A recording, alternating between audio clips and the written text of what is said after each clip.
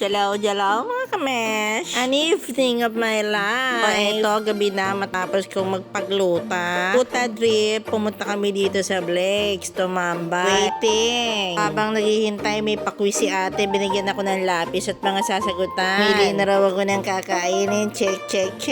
Mahirap pala magbasa pag on the budget. Pero dahil nag-iinarte, nagpupumili dito sa Sozi. Gustuhan ko talaga ang pasta, kaya eto, bumabalik ako dito. O, tagay muna habang naghihintay. Walang lasa yan, tubig yan. O, diba, akala mo tubig pa lang may bayad, libre yan. Shot puno. Magawa nga to sa mga basyo namin sa bahay. Para sosi ang aming ref. Araw-araw muna habang niluluto. Sinerve na ang truffle cream pasta. Isa sa bestseller nila at ang kanilang porterhouse na may kasamang java rice. Ang namin ito para sa aming dalawa, kaya naiuwi ko pa yung pasta. O sige, aura uli para malaman yung talagang kami ang kumain niyan. O eto na ang resibo sa baylayas. O sinagad na namin ang pagpapasosi at eto't magpapamassage na kami. Okay, may katabi pa palang bar. Talaga namang masarap ang massage dito, kaya maganda rin ang presyuhan. O hot stone massage ang napili namin, 2 hours. Adik lang sa massage. Ang cute lang ng spa ball nila.